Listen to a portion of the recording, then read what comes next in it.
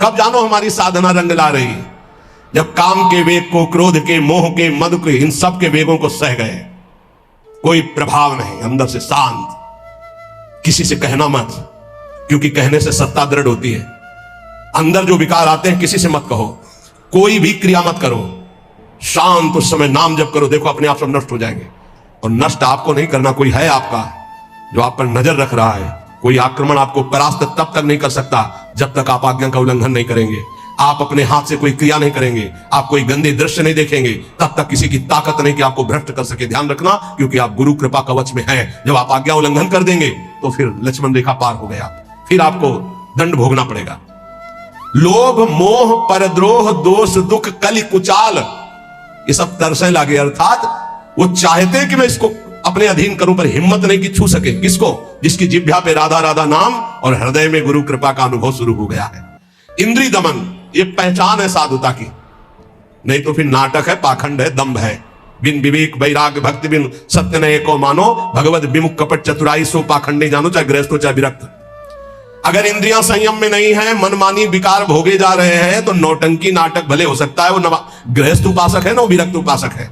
इंद्रिय दमन तो अमन सब भाते हैं, सब भात से मन अमना हो गया है तो परम शांति परम चैन है। क्षमाशील संतोष सुराई शांति सहज सुख सरसै लागे। उपासक के अंदर क्षमा बढ़ने लगा, चाहे जितना कोई अनिष्ट करे, कभी द्वेष हो ही नहीं सकता, कभी उसको साप दे ही नहीं सकता, कभी उसका मंगल नहीं कर सकता। जिसके ऊपर राधा नाम की कृपा हो गई है, क्षमा, जाओ तुम्हारा मंगल हो, भगवान तुम्हारा कल्याण करे। संतोष, किसी भी परिस्थिति में शोक नहीं होगा, जैसे प्रभु रख रहे, बड़ी कृपा है। शांति, कोई भी द्वंद्व से अशांत नहीं कह सकता। सहज सुख सरसै लागे, सहज सुख आत्म सुख है, आत्म सुख का रसास्वादन होने लगा। दास बना, ये कैसे हुआ? नाम जपी, पहले दास शब्द है, आश्रय। बहुत जोर की बात हमारे हृदय में बार बार उठती कि ये लोग समझ जाएं कि भगवत प्राप्ति आश्रय से होती है, आश्रय से, दृढ़ आश्रय। दास बना पहले, जप नाम दूसरा। बिगड़ी जन्म अनेक की अवै सुधरे, आज हो ही राम को पहले, फिर नाम जप दूसरा, फिर तज कुसुमाद तीसरा। तो यहां से शुरू किया जाता है सब उपदेश। पहले विकार त्यागो, फिर नाम जप करो, फिर भगवान की शरण में हो। ऐसा नहीं होता, पहले भगवान की शरण में हो, नाम जप करो, तुम्हें बल मिलेगा, विकार छूट जाएंगे। उपजा मुक्ति, मुक्त पद, बहुत सुंदर महात्माओं के वचन है। पहले भगवत दासत्व आश्रय, खूब नाम जप, तो बोले मोक्ष पदवी हृदय में ही प्रकाशित हो गई। ये मोक्ष पदवी क्या है? इसकी पहचान क्या है कि आप मुक्त हो गए हो। शत्रु मित्र समजान मान मान अपमान सम दुख सुख लाभ नहान या जो कृपा हरिवन, ये मुक्त पुरुष का लक्षण है। चाहे शत्रु हो उसके साथ व्यवहार कर रहा हो, या मित्र हो, दोनों में समान भाव, मान और अपमान में समान भाव, सुख दुख में समान भाव, लाभ हानि में समान भाव, जय पराजय में समान भाव। ये जिसके हृदय में आ गया वो मुक्त हो चुका है। गीता जी में भगवान ने कहा, निर्माण मोहादित संग दोषाध्यात्म नित्या विनिवृत्त कामा द्वंद्वेर विमुक्ता सुख दुख संगै गच्छन्त अमूढ़ा। ऐसा अमूढ़ अव्यय पद का अधिकारी महापुरुष मुक्त पद में विराजमान कौन है? बोले जो मान रहित हो चुका है। मान बिल्कुल उसके हृदय में प्रियता पैदा नहीं कर पा रहा, और अपमान बिल्कुल दुख नहीं पैदा कर पा रहा। अमोहा, ना अपने शरीर से मोह है, ना किसी के शरीर से मोह है। ये मुक्त पुरुष का लक्षण है। जित संग दोषा, चाहे जितने भोगों के बीच में उसका मन भोगने के लिए चलेगा ही नहीं, वो जीवन मुक्त पुरुष है। जित संग दोषा, अध्यात्म नित्या, निरंतर आत्मस्वरूप में स्थित, विनिवृत्त कामा, समस्त कामनाएं निवृत्त हो चुकी है। द्वंद्व विमुक्ता, हर द्वंद्व से वो मुक्त हो चुका है। मान अपमान सुख दुख लाभ हानि चिंता शोक भय मृत्यु, सबसे सुख दुख संगय, सुख और दुख में समान भाव। ऐसा महापुरुष परम ज्ञानी महात्मा वो जीवन मुक्त है। वो यहां कह रहे, दास बना पहुंचे मुकाम जे आंखें कहत हवाला। साधु की पहचान चिकने गाल से नहीं, साधु की पहचान उसके नेत्र से होती है, सिर्फ नेत्र से। ऐसे तो मांस मछली खाने वाले की भी गाल चमकते देखे हैं कि वो बहुत ही चिकन, तो चिकनाहट को थोड़ी साधुता है, वो तो घी दूध से चिकनाहट आ जाती है। अच्छा खाओ पियो तो मांस चढ़ेगा, चिकना हो जाएगा शरीर। बोले बहुत चमक रहा है चेहरा, तो हम आपको दिखाएं कि विषयी पुरुष हो, चेहरा चमक रहा है, वो भजनानंदी है क्या? नहीं, वो खान पान का है चेहरा। दास बना पहुंचे मुकाम, तो आंखें कहत हवाला। अच्युत मुनि के आश्रम में जे उड़िया बाबा पहुंचे, गंगा के किनारे है, तो देखा, जे दृष्टि दे रहे, अपने शिष्यों से कहा दौड़ो, ब्रह्मबोध संपन्न महापुरुष पधार रहे हैं। दृष्टि में पता चल, बोले दास बना पहुंचे मुकाम जे, तो आंखें कहत हवाला। आंखें परिचय बता देती है कि ये किस कोटि का महात्मा है, जीवन मुक्त है या प्रपंची है या विषयी है या साधक है या साधना की किस स्थिति में है। पहुंचा हुआ महापुरुष के नेत्र बताते हैं। दास बना पहुंचे मुकाम जे, आंखें कहत हवाला। जे दृष्टि में दृष्टि ऐसे मिली तो पता चल जाता है कि किस कोटि की स्थिति है। अब बता रहे हैं कि दो प्रकार की आंखें होती सिद्धों की। एक होती है जो ज्ञान सिद्ध होता है, करुणा और मैत्री, दो आंखों में नहीं होंगे, करुणा और मैत्री नहीं हो, क्योंकि वो निर्मम निरहंकार अद्वितीय स्थिति को प्राप्त महापुरुष बिल्कुल शुष्क काष्ठवत हृदय, ना दया ना करुणा ना मैत्री ना द्वैत, जब अपने सिवा है नहीं कोई, तो आप उनकी दृष्टि में देखोगे तो ना हिलन ना डुलन, और नेत्र के आसपास की सारी पुतली साफ एकदम श्वेत, वो ब्रह्माकार वृत्ति के नेत्र होते हैं। रौद्रवत एकदम दृष्टि उनकी, और बिना चंचलता रहे, बार बार ऐसे नहीं, खुले हो एकदम अलक्ष श्वेत पुत्री सिंहवत दृष्टि। और दूसरे होते प्रेमियों के, नशा ललाई, जैसे भांग छाने हो या कोई नशा करे हो तो लाल आंख नहीं हो जाते, ऐसे लाल आंख होती है प्रेमियों की, क्योंकि प्रायः वो रुदन करते हैं, तो आंखें सूजी हुई या आंखों के नीचे लालिमा, थकित, पूतरी, वो एक विचित्र दशा होती, बड़े ही सरस, बड़े ही व्याकुल, बड़े ही थकित नेत्र, पलक न लागत हाला, अपलक दृष्टि उनकी भी रहती है। ज्ञानी की दृष्टि भी ऐसी होती है, प्रेमी की दृष्टि होती है, पर दोनों में अंतर होता है। एक एकदम काष्ठवत शुष्क, मतलब वो शब्द अशुद्ध होगा, उदाहरण नहीं दिया जा सकता, जैसे खुली हुई मुर्दे की आंख, कोई हलन डुलन चलन कुछ नहीं। कई बार उड़िया बाबा को बाहरी लोगों ने समझा कि पधार गए हैं, ऐसी दृष्टि बस कुछ नहीं। और प्रेमी जनों की दृष्टि नशा ललाई, थकित पूतरी, पलक न लागत हाला, मतलब नेत्र ऐसे कि देखो तो आसक्त हो जाओ, बड़े सरस, बड़े प्रेमी, बड़े थकित, और हल्की सी लालिमा नेत्रों में छाई हुई है, सुरंग नेत्र है और घूर्णित नेत्र है। प्रेमी जनों के घूर्णित नेत्र, जैसे नशा ललाई का तात्पर्य यही है, थोड़ी थोड़ी देर में ऐसे आपको लगेगा कोई नशा खाए है क्या, तो उनके नेत्र, क्योंकि प्रिया प्रीतम के उस प्रेम रसाशों में उनके नेत्र झूमते हैं। अलसाने से रहित हमेशा हरिजस सुनि दृग नीरा, थोड़ी सी प्रभु की बात सुने की आंखों से आंसू की धारा बहने लगी, और अलसाने से रहते हैं, न सोना न जागना। अखियां रूप के रंग रंगी, निरखी स्वरूप कुंवरी राधे को, याही माही पगी, ये अखियां रूप के रंग रंगी, न सोई न जगी। प्रियाजू के रूप रस में हर समय अलसाई हुई, एक जैसे कोई नशा किए हो, ऐसे उस नशे में। धरक चलत कबही भरियावत पुलकावली शरीरा, गदगद गर चित शांति थका मन, तनहु थका दर्शाई, ज्ञान विराग भक्ति से पूरे जगत न सकत समाई। ऐसे प्रेमी जनों के नेत्र जहां जगत का प्रवेश ही नहीं है, हृदय कंठ गदगद हो जाता है, चित्त शांत है, मन अचंचल है, तन एकदम थकित शिथिल भाव में डूबे हुए। बोले ऐसे जो महापुरुष होते हैं तो दास बना पहुंचे मुकाम जे, आंखें करत हवाला। ऐसों के नेत्र बताते हैं कि मुकाम में पहुंचे हुए ये जन है। श्री भगवान जगत गुरु श्री कृष्णचंद्र जी कह रहे हैं, जो पहुंचे हुए महापुरुष है वो शरीर को अपने वश में किए होते हैं। यही सबसे बड़ी चूक हो रही है, ये बहुत बड़ी चूक है जो हमारी निंदा का कारण बनती है। हम संतों की या भक्तों की जो निंदा का कारण बनता है वो ये नाशवान दुष्ट नीच शरीर है। इसको जब तक मैं माना जाएगा, ये नीच आचरण कराता ही रहेगा, गुरुजनों की, आचार्यों की, भगवान की निंदा करवाता रहेगा। एक शरीर से गलती होने पर समस्त साधुओं की तरफ लोगों की दृष्टि अश्रद्धा से हो जाती है। इसीलिए हमें लगता है कि अगर साधु बने तो मर के बने, उन्हें घर गृहस्थी में ब्याह करके अच्छा है, जीवन धर्म पूर्वक व्यतीत करे, अधर्म आचरण न करे। बहुत बड़ी त्रुटि समझो, एक गलती से लाखों लोगों की श्रद्धा संतों के प्रति नष्ट हो जाती है। भगवान कह रहे सिद्ध पुरुष के लिए कैसा होता है, निराशीर्यत चित्तात्मा त्यक्त सर्व परिग्रह शारीरम केवलम कर्म कुर्वन्नाप्नोति किल विषम। यत चित्तात्मा, जिसने अपने शरीर को अधीन कर लिया। ये प्रार्थना है सब साधकों से, कोई ऐसी चेष्टा मत करना जिससे भेष को गाली मिले। हमारा गति हो या दुर्गति हो तो ठाकुर जी जाने। कभी ऐसी जगह न खड़े होना, कभी ऐसी चेष्टा मत करना, कभी ऐसा संग मत करना। ये ध्यान रखो कि तुम्हारे से एक बहुत बड़ी धारा जुड़ी हुई है। तुम्हारे गुरु, गुरु के गुरु, गुरु के गुरु, आचार्य, इष्ट, पूरा एक आपकी गलती पूरे को गालियां दिलवा सकती, पूरे विश्व के संतों के प्रति अश्रद्धा हो सकती। इसलिए सावधान। जिंदगी में हम नीच हैं, पामर हैं, हमारी गति हो दुर्गति हो भगवान जाने। हमसे ऐसा आचरण न बन जाए कि हमारे गुरुजनों को गाली मिले। उन्होंने कोई हमारे साथ धोखा दगा नहीं किया, मंत्र दिया, उपासना दिया, वेश दिया, तो आचार्य और गुरु और इष्ट इनको गाली न पड़े, हर समय सोचना चाहिए। ये शरीर को जब तक जीतोगे नहीं तब तक गलती हो ही जाएगी, चाहे कसम खा लो, चाहे जो कुछ कर लो। इस दुष्ट शरीर को जीतना चाहिए। बात ध्यान से समझ लो, ये बहुत दुष्ट है।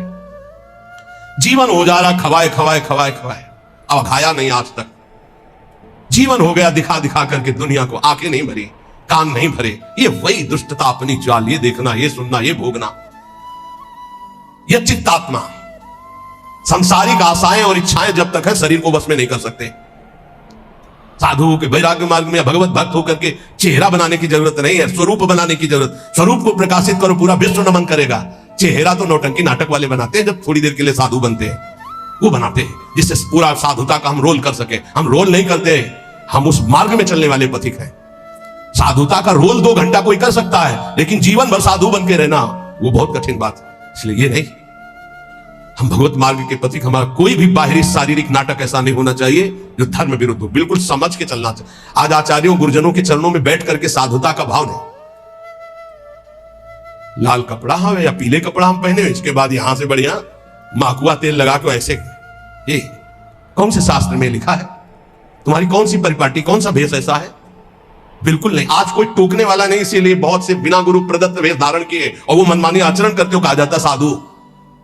पहले पैजामा कुर्ता कहा जाता साधु, साधु पैंट शर्ट पहने कहा जाता साधु, बड़ा बड़ा टाइटल लिखा जाता है। और उनके जो आचरण होते तो बोले अमुक संत भ्रष्ट हो गया। संत परिपाटी देखो, संतों की मर्यादा देखो, संतों के चरणों में बैठकर जो साधुता सीखी जाती है वो कब हुआ? यथ चित्तात्मा भगवान कह रहे, यथ चित्तात्मा। बहुत अच्छे से समझ लो, संसार में जब तक शरीर के भोगने की कोई भी आशा रहेगी तो साधुता नहीं टिक पाएगी। बहुत इसे धैर्यपूर्वक, सांसारिक इच्छा, सांसारिक भोगों की चाह, इससे तुम्हारा शरीर अपवित्र हो जाएगा। तुम्हारे द्वारा ऐसे आचरण होंगे जिससे तुम्हारी साधुता नष्ट हो जाएगी। शरीर और इंद्रिय और मन के वशीभूत होकर के जो आचरण किया जाता है वो निश्चित अपवित्र है और वो अधर्म होगा और वो गालियां दिलवाने वाला ही होगा। श्रद्धा उपजाना बहुत कठिन होता है भाई, बहुत कठिन होता है। नास्तिक के हृदय में श्रद्धा प्रकट करना, विषयी पुरुष के हृदय में श्रद्धा प्रकट करना और नष्ट करना एक क्षण की बात होती है। जन्म जन्मांतरों की सुकृत एकत्रित होने पर श्रद्धा होती है और एक चेष्टा पूरी लाखों की श्रद्धा नष्ट कर देगी। लाखों का मंगल करने का पाप लगेगा उसको और वो दुर्गति को प्राप्त होगा। इसलिए साधु वेश में बहुत होश में, ये कोई खिलवाड़ नहीं है। ऐसे लोग करते तो खिलवाड़ नहीं, सारी जिम्मेवारी है आपकी।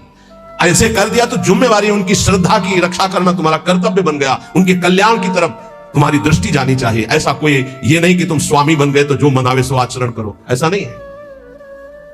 शरीर, इंद्रियां, अंतःकरण सिद्ध पुरुष के वश में होता है। साधक को चाहिए कि इनके वश में होकर कोई कार्य ना करे। तुम अकेले नहीं हो, तुम्हारे साथ बहुतों की निंदा होगी या बहुतों की प्रशंसा होगी। ये बात ध्यान रखना है। केवल अपना जीवन होता तो कोई बात नहीं है, गलती हो गई, त्रुटि हो गई या पिट गए या जो भी हो गया सब हो गया। आज तुम नहीं हो, तुम्हारे साथ बहुत जुड़े हुए हैं, तुम्हारे गुरु, तुम्हारे आचार्य, तुम्हारे इष्ट और लाखों श्रद्धा। अगर एक भी त्रुटि तो लाखों की श्रद्धा और पूज्य जनों का अपमान घोर नरक पहुंचा देगा, दुर्गति करवा देगा। त्यक्त सर्व परिग्रह, जो सिद्ध पुरुष होता है उस शरीर को ही अपना नहीं मानता तो और परिग्रह की बात क्या है। सब सन्यासी हो जो भगवत मार्ग के पथिक है, ये तो सर्वाणी कर्माणि मयि सन्न्यस्य मत्पराः, सारे कर्म भगवान को अर्पित करके जो भगवान के परायण है, चाहे गृहस्थ हो चाहे विरक्त हो, वो सन्यासी है। जो मन का निसंकल्प और वाणी का मौन दंड और शरीर का निष्कर्म संयम पूर्वक, अगर ये दंड नहीं तो किस बात का सन्यासी। भगवान ने एकादश स्कंद में कहा है वाणी का मौन, मन का निसंकल्प और शरीर का निष्क्रिय, ये संन्यास धर्म का स्वरूप है। तो निष्क्रिय दो प्रकार से होता है, एक जो कर्म का त्यागी होता है, एक होता है कर्म समर्पण करने वाला। भक्त कर्म समर्पण करने वाला सन्यासी होता है। ये तो सर्वाणि कर्माणि मयि सन्न्यस्य मत्पराः। सब प्रकार के भोग संग्रह सामग्री का अपनापन भाव ना रखना, चाहे गृहस्थी में हो चाहे विरक्ति में हो। गृहस्थी में तो नाथ सकल संपदा तुम्हारी, मैं सेवक समेत सुतनारी। विरक्ति में तो जो हमारे पास मिला है वो साधु सेवा, भगवत सेवा के लिए मिला हुआ भगवत प्रदत्त वस्तु है, अपना अधिकार नहीं, अपने नौकर है, सेवक है, सिर्फ सेवा। अगर अपने सुख के लिए किसी सामग्री का संग्रह कर लिया जाए, अपने भोग की बात वस्तु मान ली जाए, तो वो उसी की दुर्गति कर देगी, ध्यान रखना। और प्रायः गलती हो जाती है, ऐसे नहीं कोई नजर आएगा। जब कष्ट सह रहा होगा साधक तब कोई नजर नहीं आएगा, और जब उसके पास वैभव एकत्रित हो जाएगा तो आ जाएंगे। कौन हो आप? तुम्हारे मामा पहचाने नहीं, अभी तक मामा कहां थे तुम भाई, अभी तक कहां? बचना, हम जो प्रार्थना करें उसको अंदर से समझना। जहां मकान बना, जहां वैभव एकत्रित हुआ, तो पूर्व जीवन के रिश्ते नाते संबंधी आके और वहां का अधिकार जताते हैं, और वहां के फिर संबंधी अपना संबंध स्थापित करके उसके अधिकारी बनते हैं, और फिर जिनके लिए आया था फिर उनकी दुर्गति होती है, भी ध्यान रखना। यही की घटना है। वो भक्तमाली जी अंतर ध्यान हो गए, उनकी बात है। वो बता रहे थे कि साधु के भाई आए, तो साधु को कहीं ना कहीं से अर्थ मिलता ही रहता है, साधु सेवा भगवत सेवा। तो उन्होंने कहा अमुक कार्य है, 1 लाख रुपया दे दो। एक घटना है, कोई कथा नहीं, तो 1 लाख दे दिए। अब जब वो आते तो कहते भाई दे यार 1 लाख रुपया, साधु सेवा वाला ले गए थे। अरे भाई दे देंगे, बड़ी समस्या गृहस्थी में रहती है, आप तो बाबा जी हो, आपको क्या पता गृहस्थी में। अब भाई है तो कह नहीं सकते हो, इतने में उनका शरीर पूरा हो गया। संत भगवान का जानते हो क्या बने थे? श्वान, कुत्ता, आश्रम के बाहर बैठे पिल्ले के रूप में। तो किसी महापुरुष को स्वप्न दिया कि मेरा उद्धार करवा दो, मेरे से गलती हो गई, 1 लाख रुपया अपने भाई को देने के कारण मेरी गति बिगड़ गई, और मैं वृंदावन में ही अमुक आश्रम का हूं, अमुक अमुक हूं, सामने बैठा हुआ हूं, आप आके मुझे देख लीजिए, मैं आपको पहचानता हूं।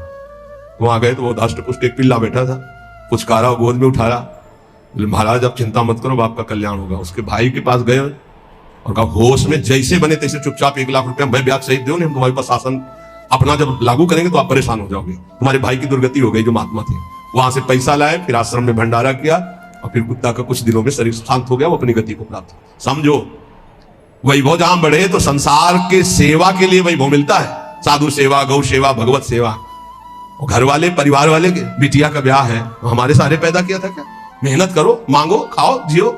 हमारा तुम धर्म भ्रष्ट करने आए हो? वैराग्यवान कभी भूल करके एक सिक्का अपने परिवार वालों को ना दे, नहीं तो नरकगामी होगा, ध्यान रखना। ये हराम का पैसा नहीं है। गृहस्थ जन देते हैं भगवत प्राप्ति में लगे हुए संतों की सेवा के लिए, या श्री जी के लिए, या गौ सेवा या धर्म सेवा के लिए। परिवार सेवा के लिए कोई कह के दे तो बात अलग है, कौन देता है परिवार सेवा की? इसलिए किसी भी सामग्री को अपनी ना मानना, त्यक्त सर्व परिग्रह, ये भगवान का आदेश है। सिद्ध पुरुष में ऐसा नहीं होता, वो अपना ना शरीर ही मानता है ना कोई वस्तु मानता है। लेकिन साधक की बात ध्यान रखे, उसके पास जो भी भगवत प्रेरित सामग्री आई है वो अपने लिए नहीं, सेवा के लिए आई है। ठाकुर सेवा, संत सेवा, भगवत सेवा, समाज सेवा। जो भोग बुद्धि से अपने लिए संग्रह करता है उसकी बुद्धि भ्रष्ट हो जाती है और पतित हो जाता है। बस ये बात है, अपने लिए नहीं। बहुत जोर का भगवान ने त्यक्त सर्व परिग्रह का भाव बताया है कि सिद्ध का यही लक्षण होता है। और ऐसे महापुरुषों के दर्शन किए प्रयागराज में, टाट की लंगोटी और एक बोरे का टाट ऐसे उड़े हुए, और ट्रक का ट्रक घी और चीनी और मैदा उतरता, ऐसे भंडारे चलते, पूछो मत। जो उनके भगत थे सबके चरण धोना, सबको नम्रता पूर्वक भगवान की तरह बैठाना और खूब प्यार से पवाना। और जो महात्मा जी थे वहां के, एक टाट और पट्टा ऐसे टाट का ऐसे उड़े हुए, और ऐसे ही रेती पे लेटना, ऐसे झोपड़ी बनी हुई थी उनकी, उसमें लेटना। और अरे वैभव की भीड़ लगी हुई थी। और आप जब सब संत पा लेते थे तो सब संतों की जूठन जो बचती उसी में एक दो और मिलाकर, क्या जीवन उनका, कोई संगय प्रयोग, वैभव तो पूछो मत। कोई दिन ऐसा नहीं होता था कि 2-4 हजार रुपए एक संत को दक्षिणा में ना मिले। एक से एक कंबल, एक से एक सब। पर देने वाले जब ऐसे, तो वहां त्यागी ही त्यागी ज्यादा थे। देने वाले परेशान थे कि यहां कोई लेता नहीं। और सामान की ऐसी, ये वास्तविक बात यही है कि स्वयं परिग्रह रहित होकर के समाज सेवा में। एक विरक्तानंद नाम के महापुरुष थे, उन्होंने कहा स्वामी जी बहुत हो गया, बुढ़ापा है, आप इतना कष्ट सह रहे हो, क्यों सह रहे हो? अब तो आप वस्त्र धारण कर लो। वो वहीं पास में बैठे थे। तो उनका तुमको मैं बूढ़ा नजर आ रहा हूं? ऐसे कहा, बूढ़ा नजर आ रहा हूं? अभी चलो बराबर गंगा जी में खड़े होकर देख लो कौन बूढ़ा होगा। तितिक्षा की मूर्ति और मुस्कुराहट ऐसी, और त्वचा एकदम सांवली हो गई थी, प्रकृति का वास रहते हैं। और जब दृष्टि उठाए तो अमृत की वर्षा होती है। संतों में एक अद्भुत ऐसे दृष्टि से देखे तो अमृत की वर्षा होती, क्योंकि भगवदानंद में डूबे। अनिकेत, अनिकेत भगवान को बहुत प्रिय है। अनिकेत जिसके रहने के वास में ममता नहीं है। अनिकेत का मतलब जिसके घर नहीं, ऐसा नहीं, ये भी रहने का वास है और ये भी रहने का वास है, अपना नहीं है। बिल्कुल ऐसे समझो जैसे स्टेशन में रह रहे, गाड़ी आई चल दिए, स्टेशन में नहीं बैठे, खा रहे हैं, पी रहे हैं, बात कर रहे हैं, पढ़ रहे हैं, पर अंदर से क्या चल रहा है, हमारी गाड़ी आने वाली है, अमुक प्लेटफार्म में आएगी, वही इंतजार कर रहे हैं। बस हम मानो वृंदावन राधा के निकुंज प्लेटफार्म में बैठे हुए हैं, हमारी गाड़ी निकुंज वाली आने वाली है, बिल्कुल तैयारी में बैठे हैं, अपनी अटैची फिट है राधा नाम की, वो पास बना हुआ है निज मंत्र निकुंज का, बस आवे गाड़ी चल दी। राधे श्याम भी कहने की फुर्सत नहीं इस गाड़ी में, इतनी रफ्तार की गाड़ी है कि अच्छा भैया ऐसे नहीं है, बस चल दिए, बस ऐसी तैयारी में रहो। यहाँ राधा के कुंज में कैसे रहना है, स्टेशन में जैसे रहना है।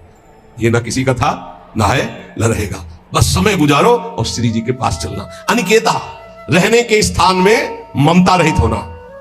निराशी, सिद्ध पुरुष में कोई आशा नहीं होती, और साधक को आशा, कामना, स्पृहा और वासना इसका त्याग करना पड़ता है। आशा किसी से नहीं, कामना कोई नहीं, स्पृहा कहते हैं कि कम से कम इतना तो चाहिए ही, ये भी नहीं, और वासना जो अंदर अंतःकरण में दबी होती है, इन सबको सहना है, सहने से ही मिटता है। बोले इतनी व्यवस्था तो होनी चाहिए, क्यों होनी चाहिए, हरि की इच्छा है कि इतनी भी ना हो तो उसमें राजी है, जोई जोई प्यारो करे सोई मोई भावे।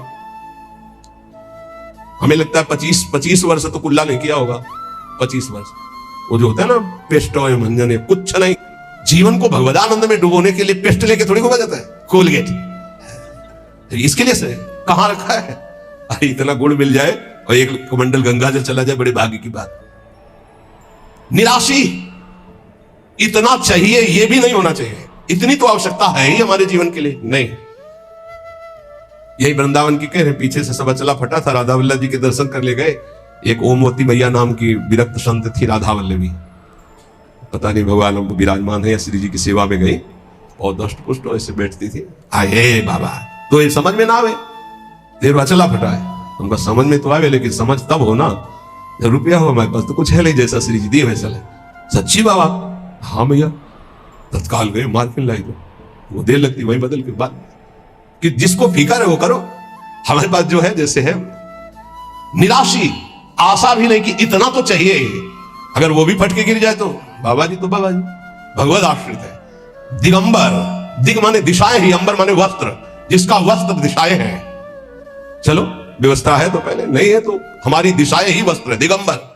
और इसकी भी ट्रेनिंग हुई है काफी, कई महीने इसकी भी हुई, संन्यास में इसका भी संन्यास दिया ही जाता है दिगंबर करके। निराशी, ये सच्ची मानो, कोई आशा मत रखो, जिस समय जैसी व्यवस्था हरि करे उसी में राजी रहो।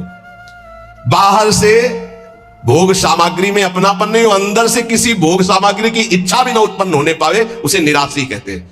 ऐसा महापुरुष शारीरम केवलम कर्म कुर्वन् नाप्नोति किल विषम, वो केवल शरीर संबंधी कार्य करता हुआ भी पाप को प्राप्त नहीं होता, क्योंकि आशा, कामना, स्पृहा, वासना, ममता रहित जो महापुरुष है, इसीलिए कहा गया महापुरुषों की केवल बात के अनुसार उनके जो आचरण हो मानो, सब आचरण उनके अनुकरणीय नहीं होते, क्योंकि भगवान यह कह रहे, शारीरम केवलम कर्म कुर्वन् नाप्नोति किल विषम, वो शरीर संबंधी ही केवल कर्म करता हुआ पाप को भी नहीं प्राप्त होता है। जैसे श्रीमद राधा सुधानिधि, कर्माणि श्रुति बोधितानि नितराम कुर्वन्तु मा गूढ़ाश्चर्य रसास्त्रगादि विषयान् गृह्णन्तु मुञ्चन्तु वा।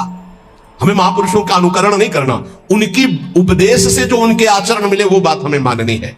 नाप्नोति किल विषम, उनको कभी कोई पाप स्पर्श नहीं कर सकता, वो जन्म मरण रूपी बंधन से मुक्त हो चुके हैं, वो आशा रहित है, उनका किसी से संबंध नहीं है, इसलिए शरीर से जितने कर्म होते हैं वो सब अकर्म बन जाते हैं और उनको फल नहीं देते हैं।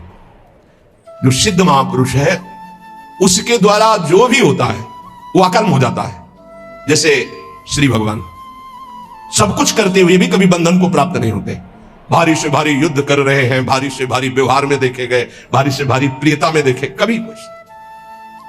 जो निवृत्ति परायण सिद्ध महापुरुष है उसमें कभी कोई भोग लालसा नहीं होती, भोग लालसा रहित होकर जो भोग भोग रहे हैं दिखाई दे रहा है। जैसे दुर्वासा जी की कोई आशा नहीं, गोपियों ने सब उनको पकौड़ा, खीर, दुनिया की चीजें पका दी, बोले अब वापस कैसे जाएंगे? बोले आई कैसे यमुना जी? बोले भगवान ने कहा था मैं अखंड बाल ब्रह्मचारी हूं, अगर तो यमुना जी मार्ग दे दे, ऐसा कहना। तो मार्ग दे दिया। तो बोले कह देना दुर्वासा ने दूब रस के सिवा जबान में कुछ न रखा हो तो यमुना जी मार्ग दे दे। गोपियों ने कहा मनो खीर पुआ तो हम सबका पा गए, कह रहे हैं कि दूब के सिवा न रखा हो। इसका मतलब समझते हो? इच्छा रहित महापुरुष, अनिच्छित, उनकी कोई इच्छा नहीं।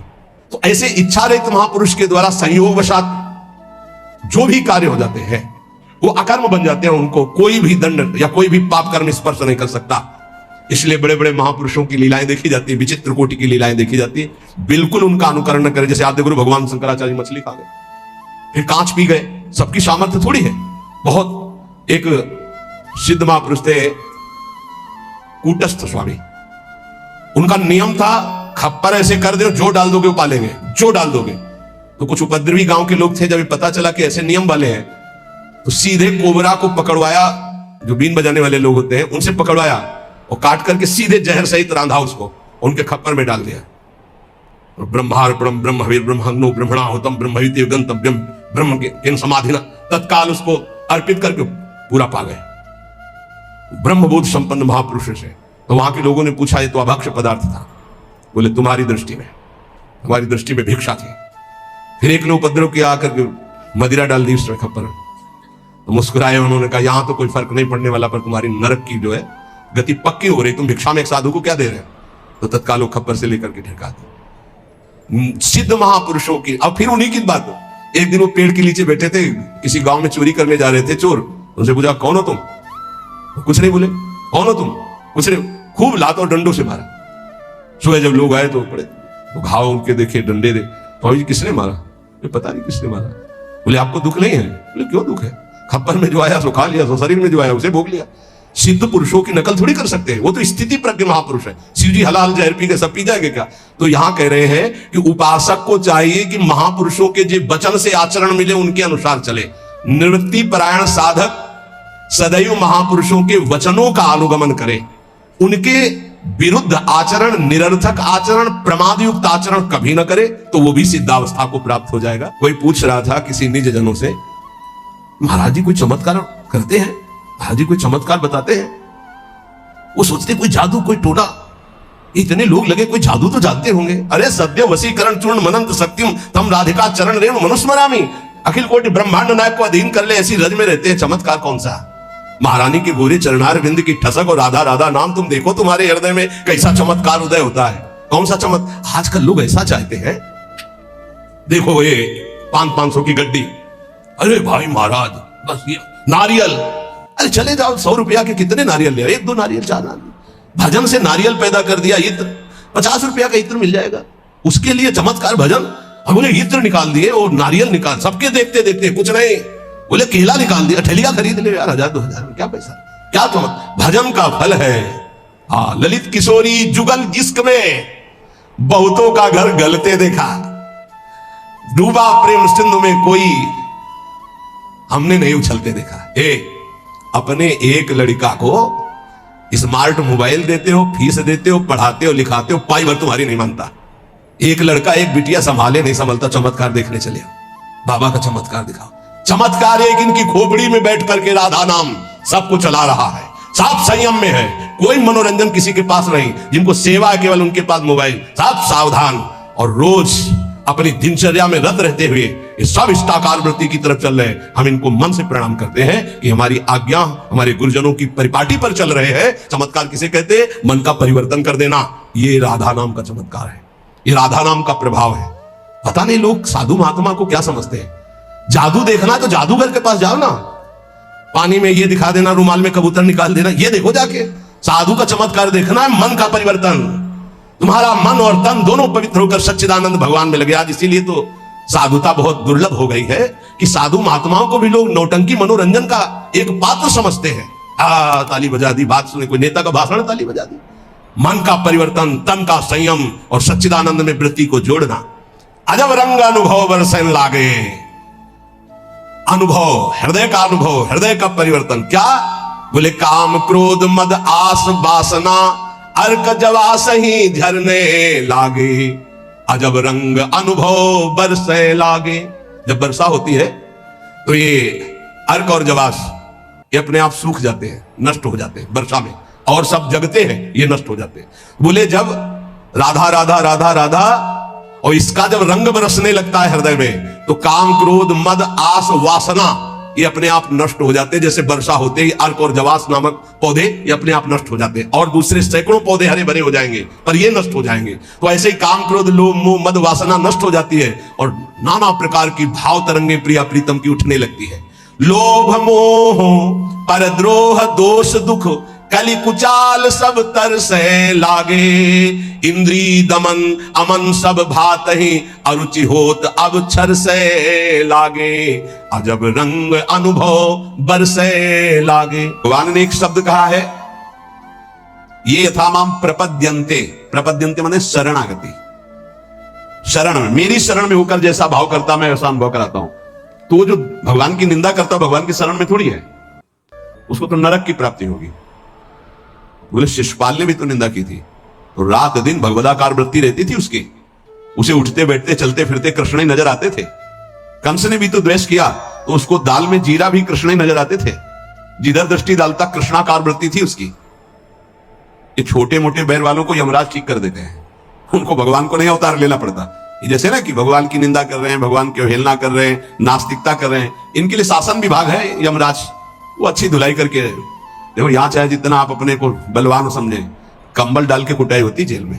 एक हमें मिले थे जेल में, तो उन्होंने कहा था कि वो जो पुराने कैदी हो जाते हैं वो वहां के शासक की तरह हो जाते हैं। तो जैसे कोई ज्यादा उद्दंडता करता है ना, तो फिर कंबल उड़ा के और फिर उनकी पिटाई होती है।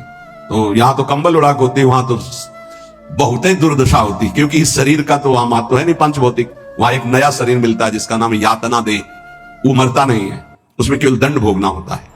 तो कह रहे हैं ऐसे लोगों के लिए तो यमराज ही काफी हैं। ये तो उनके लिए जिनकी हर समय कृष्णाकार वृत्ति में द्वेष हुआ है। जो भगवान का आश्रय अंदर से लेकर के भगवद आचरण करता है, वो भगवान का भक्त होता है।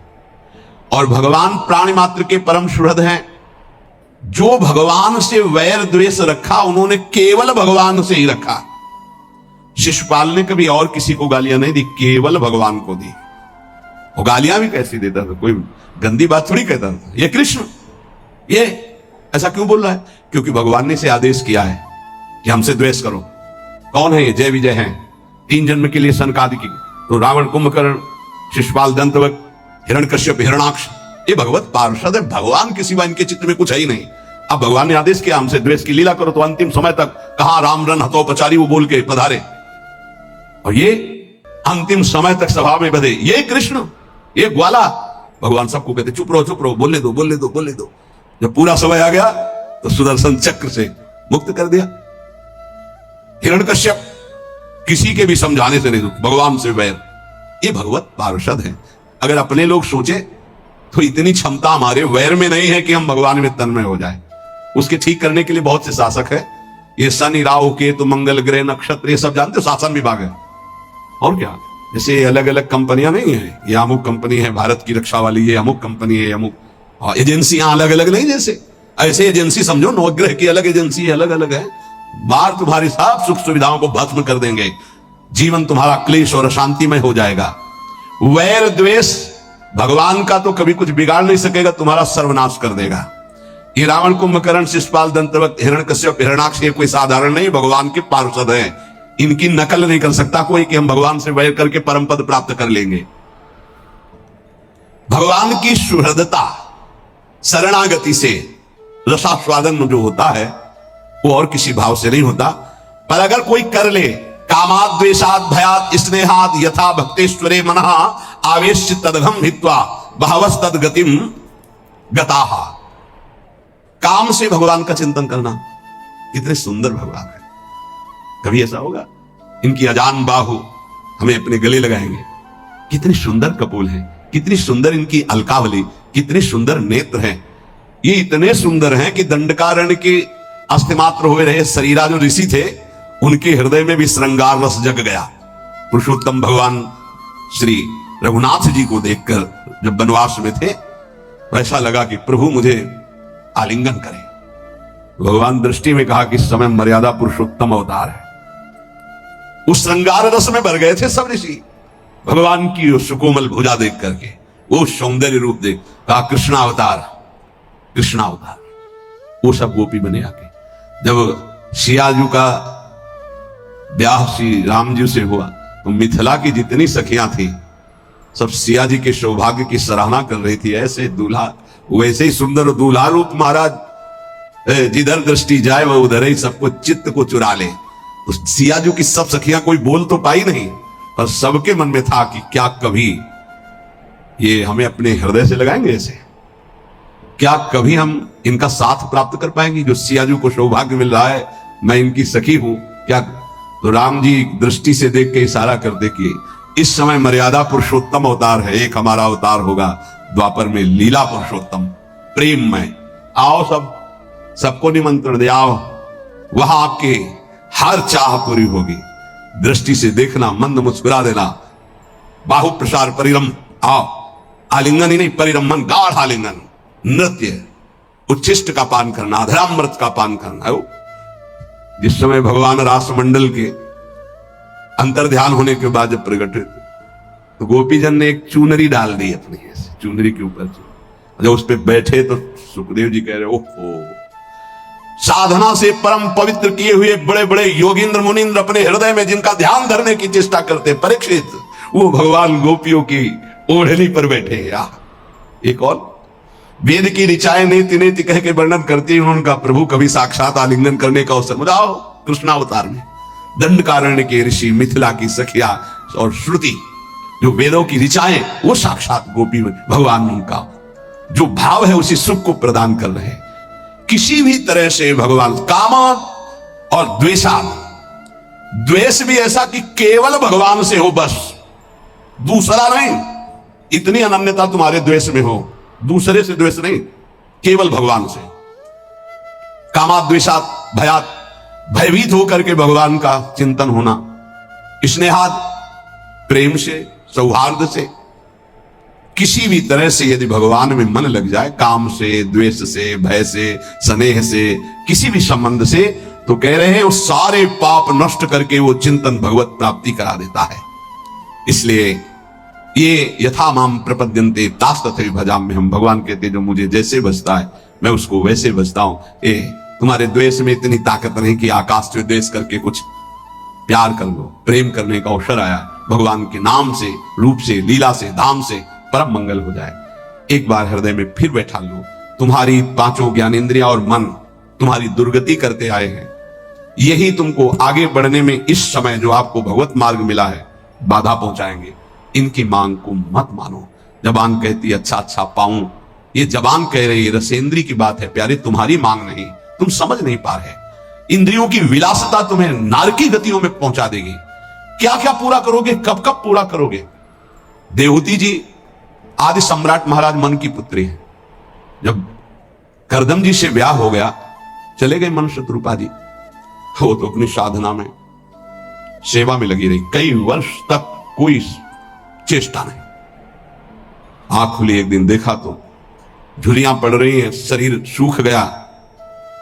कहां राजकुमारी और कहां एक ऐसे महान तप संपन्न ऋषि की सेवा पति रूप से। क्या चाहती हो तुम? बहुत कृश हो गई हो, क्या चाहते हो? अब भगवान गृहस्थ में तो पाणी ग्रहण जैसा भाव हो गया, लेकिन गृहस्थ धर्म की पूर्ति तो हुई नहीं।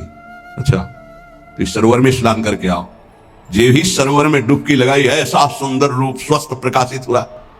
संकल्प किया, कितने खंड का विमान तैयार हो गया। देवराज इंद्र के पास भी वो विमान नहीं, ऐसा आकाशचारी देव गंधर्वों को भी मोहित कर ले ऐसा विमान, और सब विश्व ब्रह्मांड की भोग सामग्री 9 रूपों में अपने आप को विभाजित किया। क्या क्या बाद में देवहूति जी के वचन भगवान कपिल देव जी से थे कि बेटा अब मुझे बचा लो, उद्धार कर दो, तुम पुत्र रूप में आए हो, प्रभु को मैं जानती। ऊब गई इन दुष्ट इंद्रियों से। महायोगी करदम जी 9 रूपों से अपने को विभाजित करके ऐसे विमान पर आकाशचारी देव गंधर्वों को भी मोहित करने वाले विलासिता भोग से संपन्न, जाने कितना वैभव सुख। तब देवहूति जी ने कहा मैं ऊब गई इन दुष्ट इंद्रियों से, कभी ये तृप्त नहीं होंगी, भगवान कैसे विश्राम मिले। तब उपदेश किया भक्ति योग का, सांख्य योग का, अष्टांग योग का, कैसे परम पद प्राप्त होता है। तो बात मान लो ऐसे ऐसे महान भोगों को भोगने वाले भी आखिरकार हार गए। जब शौभरी जी ने देखा मछली की क्रीड़ा और काम जागृत हुआ, 50 ब्याह मानधाता की पुत्रियों से किए। मानधाता ने विचार किया कि ये ऋषि क्या सुख दे पाएंगे हमारी राजकुमारियों को, तो कहा कलाना और यमुना किनारे देखना करके तुम्हारा स्वागत करने के लिए कुछ हमारे जन भी होंगे। सोचा पता नहीं फूस की झोपड़ी बनाई होगी, आकर के ऐसे नगर की रचना की संकल्प से कि देवराजेंद्र के पास अमरावती में भी ना वो महल था, ना वो शोभा थी, ना वो संपत्ति थी, तब के द्वारा ऐसा नगर रच दिया।